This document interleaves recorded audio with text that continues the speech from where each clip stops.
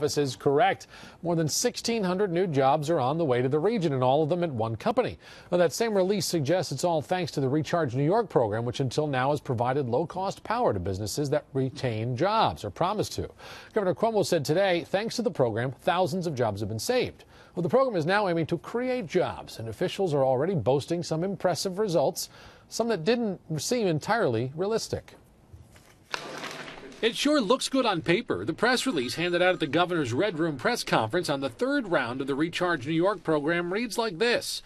38 businesses across New York State will create an estimated 3,200 jobs as a result of the third round of the Recharge New York Power program.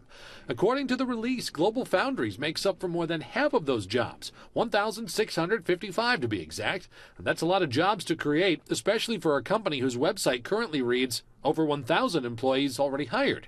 That made us wonder, does the release mean GlobalFoundries is ready to more than double in size? When asked if the release was wrong, Gil Quinones of the New York Power Authority said, "It is not an existing, ongoing concern that will receive the power allocation. So it is a new allocation under the category of business expansion." For a simpler answer, Quinones was asked if those 1,600 plus jobs being referenced were jobs that had already been created. No, they are not. This is in addition to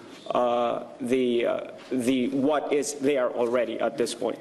If it's hard to imagine GlobalFoundries with a staff of nearly 3,000 anytime soon, it's understandable. Just last year, it was announced that the ultimate goal is to reach 1,400 when the plant is fully operational and begins generating revenue in 2013.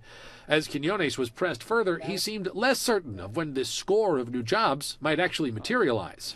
I don't know the exact timeline of the hiring of those jobs.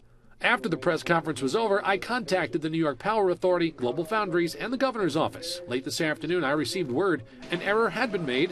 The 1,600 plus jobs referenced the total number of employees. Turns out it'll still be good for the region, though. 450 new jobs at GlobalFoundries.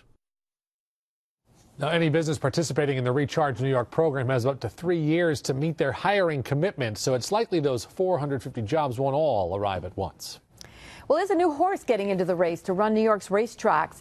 The New York Post reports today that the governor will be replacing NYRA, which is a not-for-profit, with a for-profit operator, and names industry leaders like Churchill Downs, Santa Anita, even Madison Square Garden as among the possible bidders who would pay huge fees to take over the racing operations at Belmont Aqueduct in Saratoga.